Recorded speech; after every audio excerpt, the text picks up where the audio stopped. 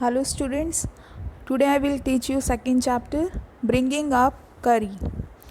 इस चैप्टर में एक एलिफेंट है जिसका नाम है करी। तो इस चैप्टर में बताया गया है कि जो वो एलिफेंट है जिसका नाम करी है उसका पालन पोषण कैसा हुआ है और उसे किस तरह से बड़ा किया गया है। Curry, a 5-month-old baby elephant, lives and grows up with his 9-year-old friend and keeper. Curry doesn't eat much, just about 16 kilograms of delicious twigs a day. Playful and sensitive, Curry saves a boy from drowning. Starting में chapter की थोड़ी summary दे रखी है कि इसमें जो करी नाम का जो एलिफेंट है, हाथी है, वो 5 महीने का ही होता है, यानी कि वो एक बेबी एलिफेंट होता है, एलिफेंट का बच्चा होता है जो करी है, उसका नाम करी है। वो किस तरह से बड़ा होता है और वो बड़ा होता है एक 9-year-old 9 साल के उसके फ्रेंड के साथ में, और जो कि वो उसका कीपर होता है। कीपर मतलब कि उसका ध्यान रखने वाला। तो जो करी जो एक बेबी एलिफेंट है वो 5 मंथ ओल्ड होता है, और उसके साथ में यहाँ पे 9-year-old यानी कि जो नरेटर है इस चैप्टर के, जो लेखक है, वो बता रहे कि वो 9-year-old के थे, वो करी के फ्रेंड थे। करी जो है एलिफेंट, बेबी एलिफेंट, वो ज़्यादा कुछ नहीं खाता था, बस 16 किलोग्राम की डिलीशियस ट्विग्स, एक दिन में वो 16 किलो ट्विग्स खाता था। ट्विग्स मतलब कि टहनियाँ। तो वो 16 किलो टहनियाँ खाया करता था दिन में। वो बहुत ही ज़्यादा प्लेफुल था और सेंसिटिव, समझदार भी था। और करी जो एक बेबी एलिफेंट है, उसने एक लड़के को डूबते हुए भी बचाया था। तो ये थी स्टोरी का brief. So let's begin the chapter.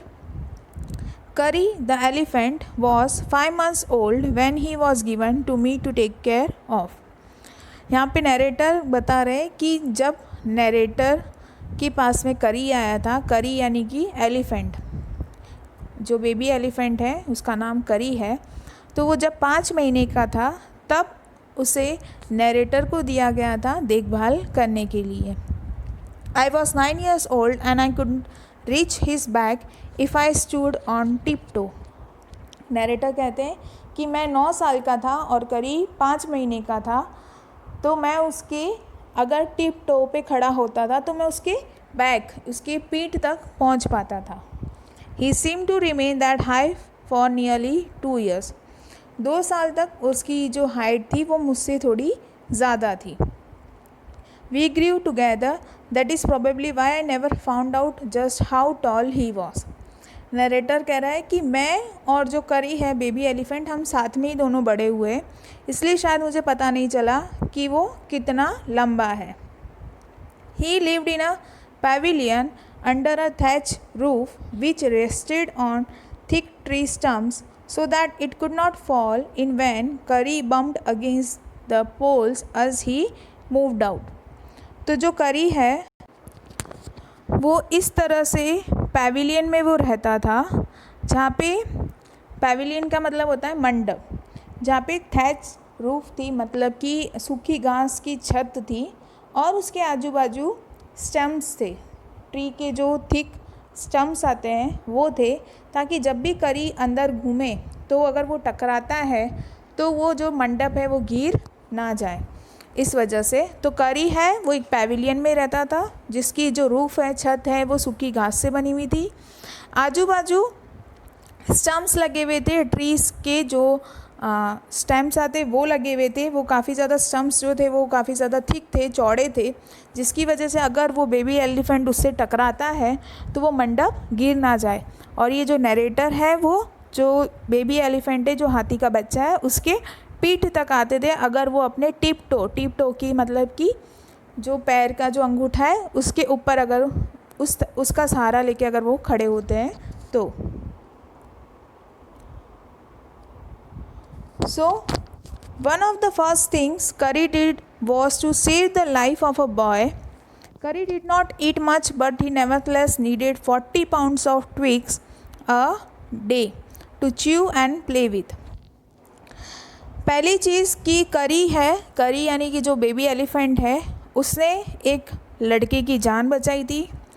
करी ज़्यादा नहीं खाता है, बस उसे 40 पाउंड्स 40 पाउंड का जो वेट होता है उतना वेट का वो ट्विक्स टहनियाँ खाता है, उसे चबाता है, पूरे दिन में उसे खाता है और उसके साथ में खेलता भी है। Every day I use to take him to the river in the morning for his bath. He would lie down on the sand bank while I rubbed him with the clean sand of the river for an hour. Narrator कहते हैं कि daily रोज़ वो करी को, baby elephant को लेकर river पर जाते हैं यानी नदी की तरफ जाते हैं और वहाँ पर उसे नहलाते हैं। और जो करी है, जो बेबी एलिफेंट है, वो नदी के किनारे जहाँ पे मिट्टी होती है, सैंड होती है, उस पे वो बैठ जाता है और जो नरेटर है उसकी पूरी बॉडी पर वो जो साफ़ मिट्टी है उसे रब करता है, मतलब कि उसकी बॉडी पे घिसता है। After that he would lie in the water for a long time. उसके बाद करी है, जो बेबी एलिफेंट है, वो पानी में जाके बैठ जाता है काफ़ी लंबे समय तक।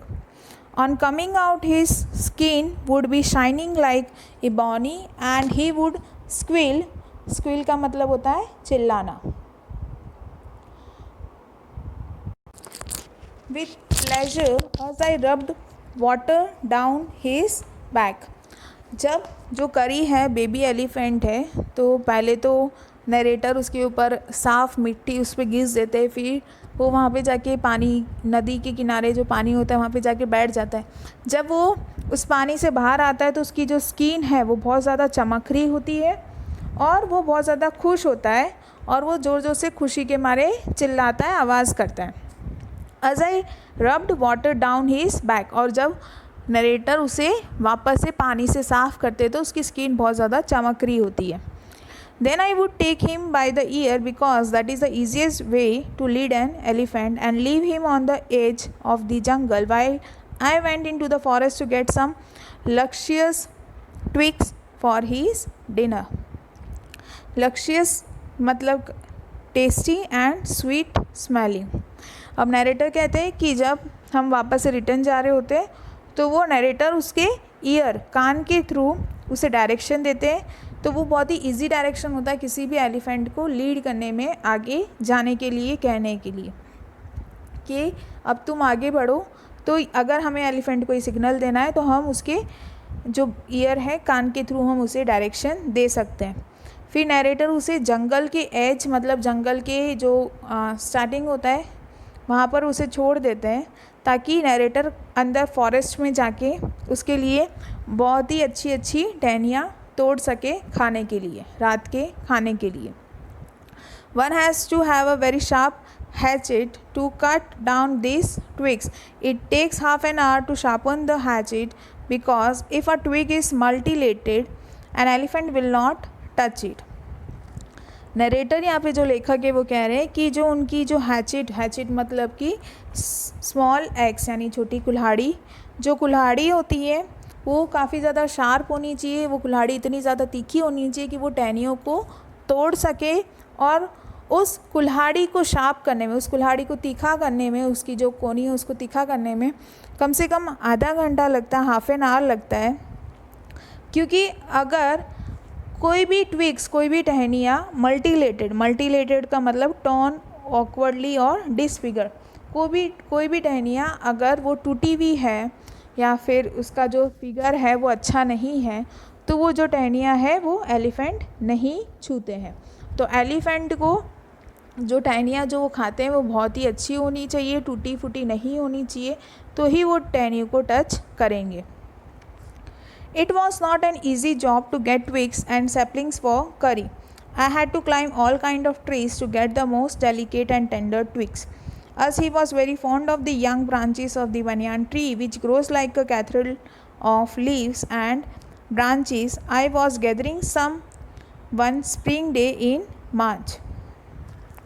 अब नरेटर कह रहे हैं कि जो करी है, जो ये बेबी एलिफेंट है, उसके लिए टहनियाँ लाना बहुत ही ज़्यादा मुश्किल है। इतना आसान नहीं है करी के लिए टहनियाँ चुन कर लाना, क्योंकि नरेटर को उसके लिए अलग अलग पेड़ों पर चढ़ना पड़ता है और बहुत ही नाजुक सी टहनियों को तोड़कर लाना पड़ता है करी के लिए। और करी जो है उसे बनियान ट्री की जो यंग ब्रांचेस होती है, नई नई जो अच्छी टहनियाँ होती है, वो भी बनियान ट्री की उसे बहुत ज़्यादा पसंद है और वो उसके लिए इकट्ठा कर कर लाते हैं। पर एक बार स्प्रिंग डे यानी मार्च में जो स्प्रिंग डे आता है उस दिन, मार्च में एक दिन क्या हुआ, when I suddenly heard Curry calling to me in the distance as he was still very young. The call was more like that of a baby than an elephant.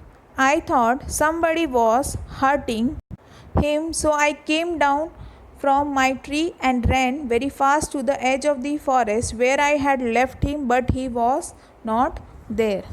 एक बार क्या हुआ, मार्च में एक दिन जब नरेटर टहनियाँ तोड़ रहा था फॉरेस्ट में, तो अचानक उसे करी की आवाज़ आई, वो बेबी एलिफेंट की आवाज़ आई और उसने देखा कि जो आवाज़ थी, वो जो बेबी एलिफेंट उसे बुला रहा था, वो एक बच्चों की तरह ही आवाज़ थी, मतलब एक यंग बच्चा होता है उसी तरह उस बेबी एलिफेंट की आवाज़ आ रही थी।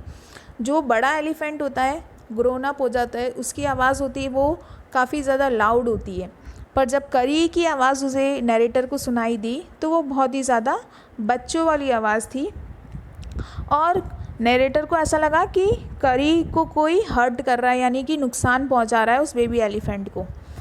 तो वो तुरंत ही वो पेड़ से नीचे उतरे और फॉरेस्ट की जो किनारा है, एज है, वहाँ तक गए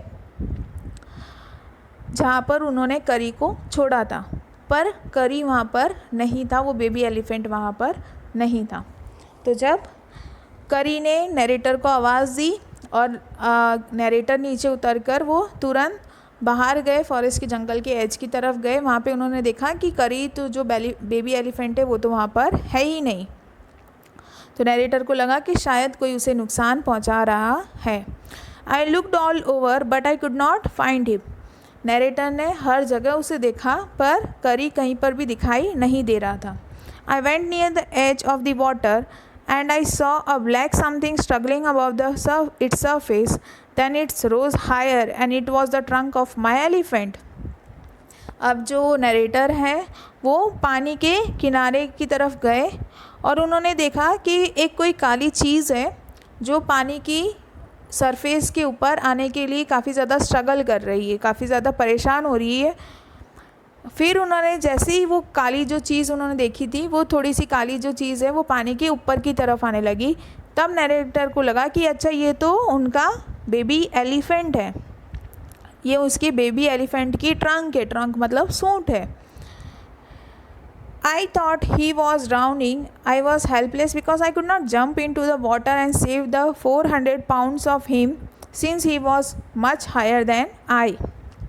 नरेटर बोले कि मैं अब कूद भी नहीं सकता, मैं बहुत ज़्यादा हेल्पलेस हो गया, बहुत ज़्यादा मजबूर हो गया, क्योंकि जो बेबी एलिफेंट है उसका जो वेट है वो 400 पाउंड्स था और वो काफ़ी ज़्यादा बड़ा भी था। तो अगर मैं पानी में कूदता तो भी मैं उसे बचा तो नहीं पाता। तो नरेटर को लगा कि शायद से वो जो करी है, बेबी एलिफेंट है, वो डूब रहा है, तो पर वो उसे बचा भी नहीं पा रहे थे। But I saw his back rise about the water and the moment he caught my eye he began to trumpet and struggled up to the shore. और जैसे ही करी बेबी एलिफेंट की नज़र नरेटर के ऊपर पड़ी तो वो ट्रम्पेट मतलब जो बेबी एलिफेंट का जो साउंड होता है उसे ट्रम्पेट कहा जाता है, तो वो आवाज़ निकालने लगा और काफ़ी ज़्यादा स्ट्रगल करने लगा शोर पे। Then still trumpeting he pushed me into the water and as I fell into the stream I saw a boy lying flat on the bottom of the river. He had not altogether touched bottom but was somewhat afloat. I came to the surface of the water to take my breath and then Curry was standing, his feet planted in the sandbank and his trunk stretched out like a hand waiting for mine. अब जैसे ही करी की नज़र narrator के ऊपर पड़ी तो वो जो से आवाज़ लगाने लगा और उन्होंने क्या करा, नरेटर को, करी ने, बेबी एलिफेंट ने नरेटर को पानी में खींचा जोर से और जो नरेटर है वो पानी में गिर गया। फिर नरेटर ने देखा कि वहाँ पर नदी के नीचे की तरफ नदी के नीचे की तरफ कोई एक लड़का है जो सीधा सो रहा है, कोई डूब गया है, कोई लड़का है जो पानी की नीचे की तरफ डूब गया है और वो पूरी तरह से नीचे की तरफ नहीं था, वो थोड़ा सा नदी के बीच में था। पानी का जो लेंथ होता है उसके एकदम नीचे नहीं था, बीच की तरफ वो तैर रहा था। तो नरेटर सरफेस पानी की तरफ आए, उन्होंने एक लंबी सांस ली और उन्होंने देखा जो करी है वो उसके बाजू में खड़ा हुआ है, उसका जो करी का पैर है वो मिट्टी के अंदर धंस गया था और जो बेबी एलिफेंट है वो करी वो अपनी ट्रंक सूंड आगे की तरफ स्ट्रेच कर रहा था, जैसे कि लग रहा था कि कोई हाथ दे रहा हो मदद के लिए। I dived down again and pulled the body of the drowning boy to the surface, but not being a good swimmer, I could not swim ashore and the slow current was already dragging me down. अब जो narrator है, लेखक है, वो उन्होंने एक डुबकी लगाई पानी के अंदर और उन्होंने जो लड़का पानी के अंदर डूब रहा था उसे बाहर की तरफ खींचा कि वो सरफेस ऊपर तक पानी की तरफ तक लेकर आए। पर वो जो लेखक है वो बहुत अच्छे स्विमर नहीं थे, उनको तैरना इतना अच्छे से नहीं आता था, तो जिसकी वजह से क्या हो रहा था, जो पानी का जो शोर है उसे बार बार उन नरेटर को खींच रहा था पानी के अंदर। Seeing us drift by in the current, Curry, who was usually slow and ponderous, suddenly darted down like a hawk and came halfway into the water, where I saw him stretch out his trunk again. अब करी जो baby elephant है उसने देखा कि बार बार लेखक को पानी नीचे की तरफ खींच रहा है, तो वो तुरंत गया और उसने अपनी सूंड आगे दी हेल्प करने के लिए ताकि वो सूंड को पकड़कर ऊपर आ सके। I raised up my hand to catch it and it slipped. लेखक ने अपना हाथ वो सूंड की तरफ किया ताकि वो सूंड को पकड़ सके और ऊपर की तरफ आ सके, पर जो सूंड थी वो उनके हाथ से फिसल रही थी। I found my self going under the water again and this time I found that the water was not very deep, so I sank to the bottom of the river and doubled my feet under me and then suddenly kicked the river bed so shot upwards like an arrow in spite of the fact that I was holding the drowning boy with my hand. अब इस बार क्या हुआ कि जैसे ही लेखक पानी के अंदर की तरफ जा रहे थे तो उन्होंने देखा कि जो पानी है वो बहुत ज़्यादा ऊंडा नहीं है, तो उन्होंने क्या करा, वो नदी के नीचे की तरफ गए और ज़ोर से एक किक मारी, नदी की जो नीचे की ज़मीन है उसके ऊपर किक मारी, तो जो नरेटर है वो ऊपर की तरफ आ गए, पानी के ऊपर की तरफ आ गए और उन्होंने जो लड़का जो डूब रहा था उसे भी पकड़ के रखा था, जैसे कि आप इस पिक्चर में इस पिक्चर में आप देख सकते हो कि जो नरेटर है उसने एक लड़का जो डूब रहा है उसे पकड़ कर रखा है। As my body rose above the water, I felt a lasso around my neck. This frightened me. I thought some water animal was going to swallow me. I heard Curry squealing and I knew it was his trunk about my neck. He pulled us both ashore. अब narrator जब वो लड़के को पकड़कर पानी के अंदर था तो उन्होंने देखा कि उनकी गर्दन में एक कुछ रस्सी जैसा था और उन्हें करी की आवाज़, चीखने की आवाज़ सुनाई दे रही थी। तो नरेटर समझ गए कि ये जो बेबी एलिफेंट है करी, उसकी ट्रंक यानी कि उसकी सूंड मेरे गले पे है और उसने कुछ समय के लिए उन्हें ऐसा लगा कि कोई पानी का जानवर है जो उन्हें अब खा जाने वाला है, उस नरेटर को स्वेलो कर जाने वाला है। तो करी की आवाज़ सीखने से वो समझ गए कि वो करी की सूंड थी और करी ने, वो बेबी एलिफेंट ने दोनों को बाहर की तरफ खींच लिया, पानी की बाहर की तरफ खींच लिया। इस तरह से जो बेबी एलिफेंट है करी, उसने एक डूबते हुए लड़के को बचाया था नरेटर की हेल्प से। अब यहाँ पे सेकेंड पार्ट दिया है चैप्टर का। Curry becomes fond of ripe bananas. He believes in self-help, much to the discomfort of his friend. With quiet dignity, Curry accepts the shitting he knows he deserves. Second part में बताया गया है कि जो baby elephant करी है उसे bananas बहुत पसंद आने लगे थे और उसने बनानास चोरी करने लगा, उस फ्रूट्स को खाने लगा। और जैसे ही घर वालों को पता चला कि जो बनानास है, फ्रूट्स है, वो करी खाने लगा है, तो उन्होंने उसे डांटा काफ़ी ज़्यादा, जिसकी वजह से करी को लगा कि अब उसे सुधरना चाहिए। Curry was like a baby. He had to be trained to be good, and if you did not tell him when he was naughty, he was up to more mischief than ever.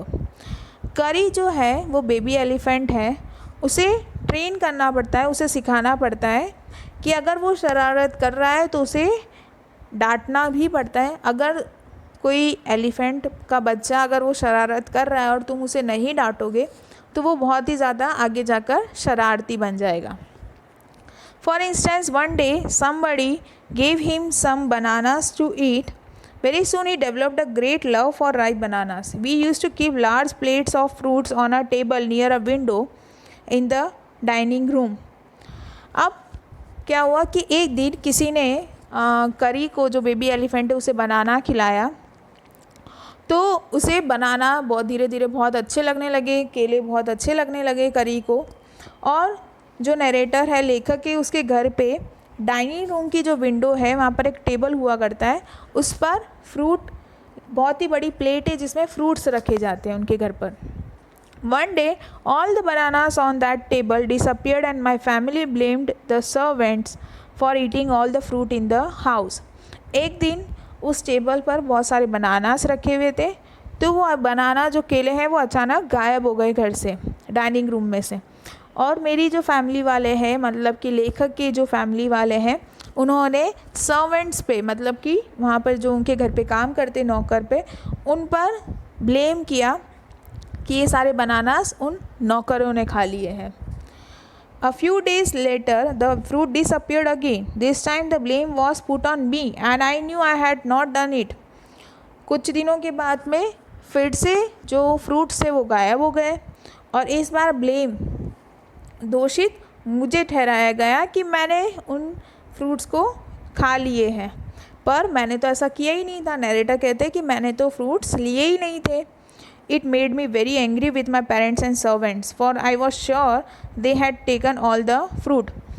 अब जो लेखक के narrator है उन्हें बहुत ज़्यादा गुस्सा आ जाता है कि ऐसे कैसे कि फैमिली वाले मुझे ब्लेम करने लगे जबकि मैंने तो खाए नहीं है फ्रूट्स, तो उसे बहुत ज़्यादा गुस्सा आने लगता है। The next time the fruit disappeared and I found a banana all smashed up in a curry's pavilion. अगली बार फिर से जो फ्रूट थे वो गायब हो गए, तो मैंने देखा कि जो करी का, यानी जो बेबी एलिफेंट था, उसके मंडप पर एक बनाना था, एक केला था जो पूरा की स्मैश हो चुका था, पिचक गया था। This surprise me very much for I had never seen fruit and as you know he had always lived on twigs. लेखक कहते हैं कि इससे मैं काफ़ी ज़्यादा चौंक गया कि करी के मंडप में से कैसे केले एकदम स्मैश हुआ मिला है, क्योंकि जो बेबी एलिफेंट है करी, उससे तो टहनियाँ पसंद है, उससे तो उसके वहाँ पे मंडप पे कभी भी हमने फ्रूट्स नहीं देखे थे। Next day while I was sitting in the dining room wondering whether I should take some fruit from the table without my parents permission, a long black thing very much like a snake suddenly came through the window and disappeared with all the bananas. अगले दिन जब narrator लेखक dining room में बैठा था तो वो सोच रहा था कि क्या उसे कुछ फ्रूट्स लेने चाहिए टेबल पर से, कुछ फल लेने चाहिए बिना उसके पेरेंट्स की परमिशन से, क्या उसे फ्रूट खाने चाहिए। तो उसने देखा कि एक लंबा सा काली कोई चीज़ थी जो लग रही थी जैसे कि स्नेक हो, सांप हो। वो अचानक विंडो की तरफ से आए और सारे बनानास लेकर गायब हो गया। तो नरेटर लेखक ने देखा कि जब वो डाइनिंग रूम में बैठे थे तो अचानक बारी में से कोई काली तरह की कोई वस्तु थी, जैसे कि वो लग रहा था कि जैसे कि वो सांप है। उसने सारे बनाना ले लिए और अचानक से गायब हो गया। आप ऊपर की पिक्चर में देख सकते हो कि नरेटर बैठे, फलों की प्लेट पड़ी है और अचानक से एक सूंड की तरह, एक सांप की तरह आया और उसने सारे केले लेकर वहाँ से गायब हो गया। I was very much frightened because I had never seen snakes eat bananas and I thought it must be terrible snake that would sneak in and take fruit. जो लेखक है वो तो बहुत ज़्यादा डर गया कि उन्होंने तो कभी नहीं देखा था कि कोई सांप भी केले खा सकता है। ये बहुत ही अजीब सांप होगा जो अंदर की तरफ एकदम से छुपकर आया विंडो के अंदर और फल लेकर चला गया, केले लेकर चला गया। I crept out of the room and with great fear in my heart ran out of the house, feeling sure that the snake would come back into the house, eat all the fruit and kill all of us. अब जो लेखक है वो room की बाहर जाते हैं और वो बहुत ज़्यादा डरे हुए होते हैं और उन्हें ये भी श्योर था कि जो सांप है वो वापस से घर के अंदर आएगा, सारे फल लेकर चला जाएगा और हमें मारकर भी चला जाएगा। As I went out, I saw Curry's bag disappearing in the direction of the pavilion and I was so frightened that I wanted his company to cheer me up. जैसे ही लेखक बाहर की तरफ गए तो उन्होंने देखा कि मंडप की तरफ करी जा रहा था, वो बेबी एलिफेंट जा रहा था। धीरे धीरे वो दिखाई नहीं दे रहा था, अचानक से वो गायब हो गया। उसकी पहले पीठ दिखाई दे रही थी मंडप की तरफ जाने की, फिर वो एकदम से गायब हो गया। तो नरेटर कहता है कि मुझे तो इस वक्त कोई चाहिए जो मुझे चीयर अप कर सके, क्योंकि नरेटर बहुत ज़्यादा, लेखक बहुत ज़्यादा डर गए थे कि कोई सांप आकर सारे केले लेकर चला गया। I stood still in astonishment. The bananas were lying strewn all around him. He stretched out his trunk and reached for one far away from where he was standing. फिर जो लेखक है वो मंडप की तरफ भागते हुए गए जहाँ पर वो करी जो बेबी एलिफेंट रहता है, और उन्होंने देखा कि वहाँ पर मंडप में जो करी का जो जहाँ पर वो रहता था वहाँ पर आजू बाजू सब जगह पर बनानास थे, केले थे, और वो एक एक बनाना को अपनी सूंड की तरह, सूंड से लेकर खा रहा था जो उससे दूर है। That instant the trunk looked like a black snake and I realized that Curry was the thief. I went to him, pulled him out by the ear and joyously showed my parents that it was Curry, not I that had eaten all the fruit these many weeks. फिर लेखक को समझ में आया कि जो बारी में से जो एक काली चीज़ आई थी और जिसने सारे केले उठा के लेके गया था, जो सांप की तरह दिखाई दे रही थी, वो और कोई नहीं, वो करी था।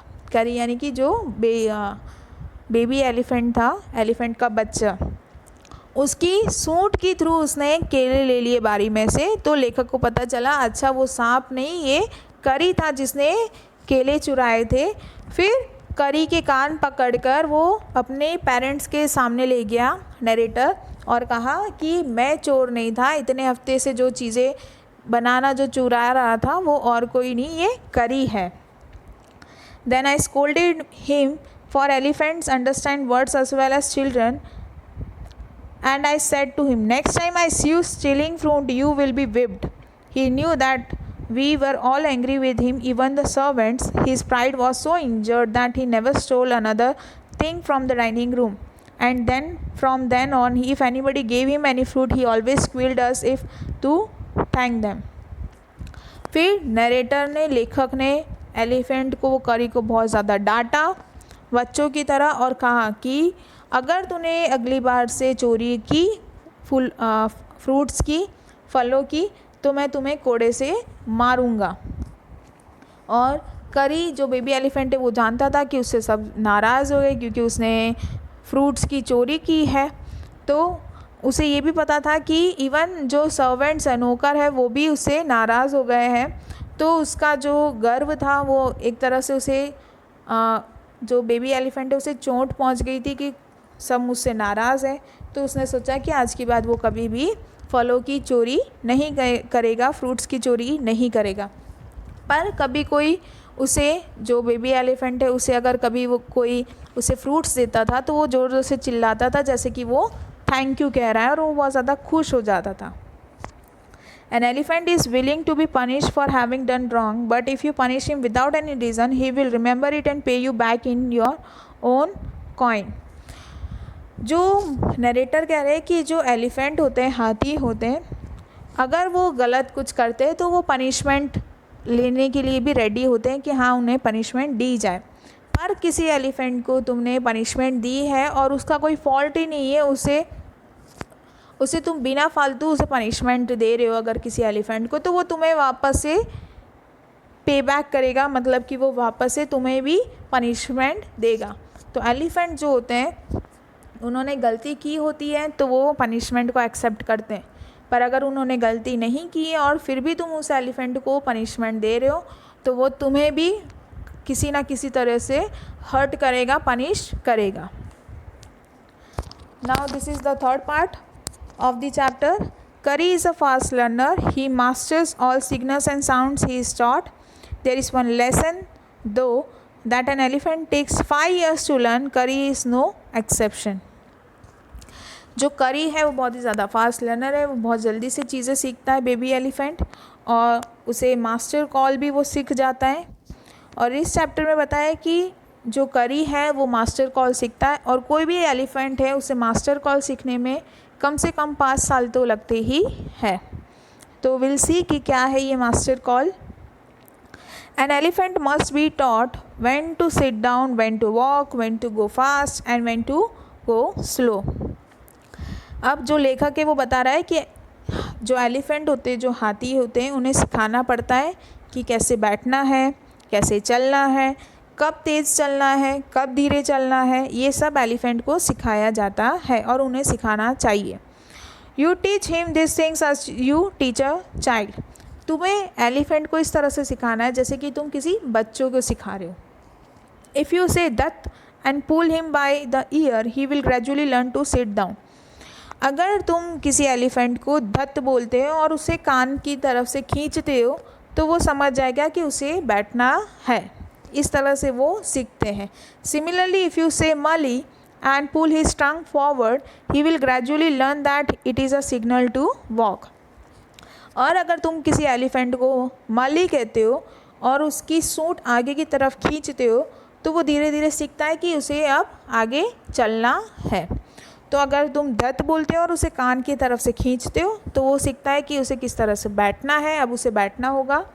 और अगर तुम माली कहकर उसकी जो सूंड है वो आगे की तरफ खींचोगे तो उसे समझ में आएगा कि उसे आगे की तरफ अब चलना है। तो इस तरह से एलिफेंट को सिखाया जाता है। करी लर्नड माली after 3 lessons but it took him 3 weeks to learn दत्त। जो करी है बेबी एलिफेंट है उसे मली मतलब कि किस आगे कैसे चलना है, किस सिग्नल से वो सीखे, वो 3 lesson में ही सीख गया था, 3 बार सिखाने में ही सीख गया था। पर जो दत्त है यानी कि दत्त बोलते उसे बैठना है, वो उसे सीखने में 3 हफ्ते लगे थे।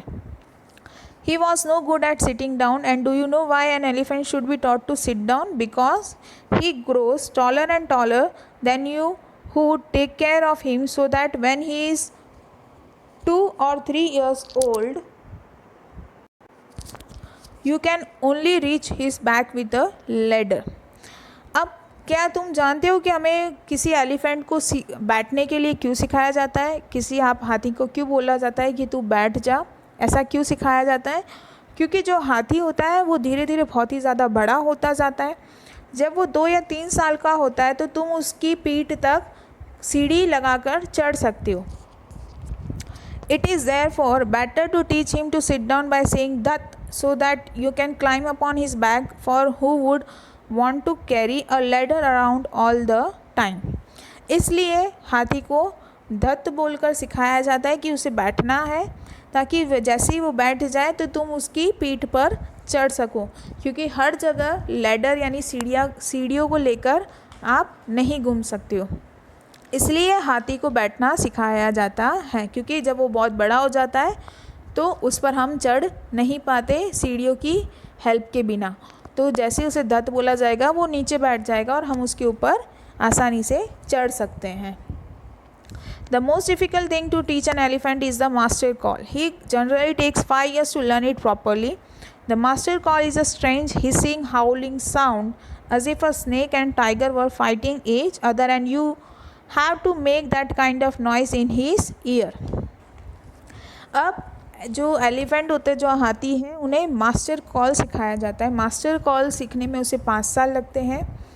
मास्टर कॉल क्या होता है, एक बहुत ही अजीब सी आवाज़ होती है, जैसे कि सांप और स्नेक और टाइगर जब एक दूसरे से लड़ते हैं, सांप और जब टाइगर एक दूसरे से लड़ते हैं तब वो लोग एक साउंड प्रोड्यूस करते हैं। सांप जो होता है वो हीस करता है, उसकी आवाज़ निकालता है, और जो टाइगर होता है वो ज़ोर ज़ोर से गुर्राता है। तो जैसे सांप और टाइगर जो है वो जब लड़ते हैं तो एक साउंड बाहर निकलता है। तो मास्टर कॉल क्या होता है, एक अजीब सी साउंड होती है, एक अजीब सी आवाज़ होती है जो एलिफेंट को सिखाई जाती है, उसके कान में ऐसी आवाज़ें निकाल कर। तो जो उसे सिखा रहा है वो एलिफेंट की कान में अजीब सी आवाज़ निकालेगा, जैसे कि एक सांप और टाइगर झगड़ रहे होते तब उसकी आवाज़ निकलती है। And do you know what you expect an elephant to do when you give him the master call? और तुम्हें पता है कि अगर तुम उसे मास्टर कॉल सिखाते हो, एलिफेंट को मास्टर कॉल सिखाते हो, मतलब कि उसके कानों में एक अजीब सी आवाज़ तुम देते हो, तो उससे क्या होगा? If you are lost in the jungle and there is no way out and everything is black except the stars above, you dare not stay very long anywhere and the only thing to do then is to give the master call, and at once the elephant pulls down the tree in front of him with his trunk.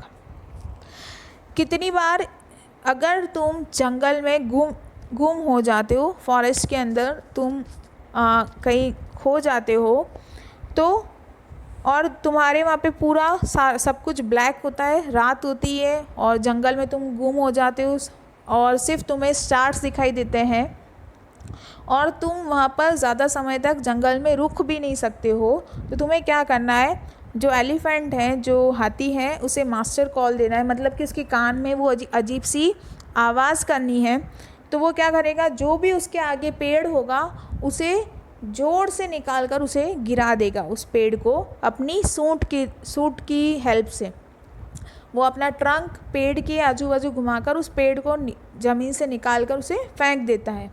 This frightens all the animals away, और जिसकी वजह से आजू बाजू जितने भी animals हैं, जितने भी जानवर हैं जंगल में, वो सब डर जाते हैं। As the tree comes crashing down, monkey wake from their sleep and run from branch to branch. और वो क्या करता है? पूरे पेड़ को क्रैश कर देता है, तोड़ देता है, और जो मंकीज़ है, जो बंदर होते हैं, वो भी अपनी नींद से उठ जाते हैं और एक डाली से दूसरी डाली को भागने लगते हैं। इस पिक्चर में आप देख सकते हो कि जो हाथी है वो अपनी सूंड के द्वारा पूरे पेड़ को बाहर निकाल देता है। जब उसे मास्टर कॉल दिया जाता है, उसके कान में जब आवाज़ दी जाती है, तो वो पूरी जड़ से अपने पेड़ को निकाल देता है जंगल में, जिसकी वजह से आजू बाजू जितने भी एनिमल्स हैं वो डर जाते हैं। You can see them in the moonlight and you can almost see the stacks running in all directions below. तुम वो जो मून की लाइट है उसके थ्रू देख सकते हो कि जो बंदर हैं वो एक टहनी से दूसरी टहनी भाग रहे होते हैं, जो स्टैक्स है वो हर एक डायरेक्शन में जा रहे होते हैं। यू कैन हियर, स्टैक्स मतलब कि डियर यानी कि हरण। You can hear the growl of the tiger in the distance, दूरी पे जो टाइगर है वो ग्राउल कर रहा होता है, गुर्रा रहा होता है। Even he is frighten, even जो टाइगर है वो भी डर जाता है जब एलिफेंट जंगल के अंदर पेड़ को नीचे से निकाल कर, पेड़ को ज़मीन से निकाल कर इधर उधर फेंक रहा होता है। तो उसकी इस हरकत से जितने भी एनिमल्स है जंगल में वो सब डर जाते हैं, इवन टाइगर भी डर जाता है।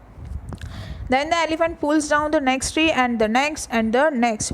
धीरे धीरे वो जो हाथी होता है वो एक पेड़ निकाल कर गिराता है, फिर दूसरा पेड़ निकाल कर गिराता है, फिर तीसरा पेड़ निकाल कर गिराता है। तो जितने भी उसके रास्ते में जितने भी पेड़ आते हैं उसे सारे पेड़ को निकाल कर उसे गिराता है, जिसकी वजह से बहुत आवाज़ आती है और जंगल में जितने भी एनिमल्स हैं वो सब रात को डर जाते हैं।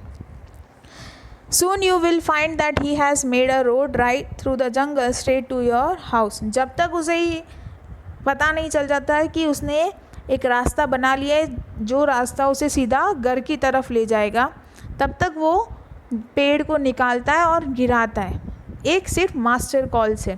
तो मास्टर कॉल को सीखने में 5 साल लगता है। मास्टर कॉल क्या होता है? एक अजीब सी आवाज़ होती है जो एलिफेंट के कान में डाली जाती है, जिसकी वजह से वो जो है अपना एक रास्ता बना देता है घर की तरफ जाने के लिए. So this story has been written by Dhan Gopal Mukherjee. So this was the end of the story. Hope you liked it. Thank you.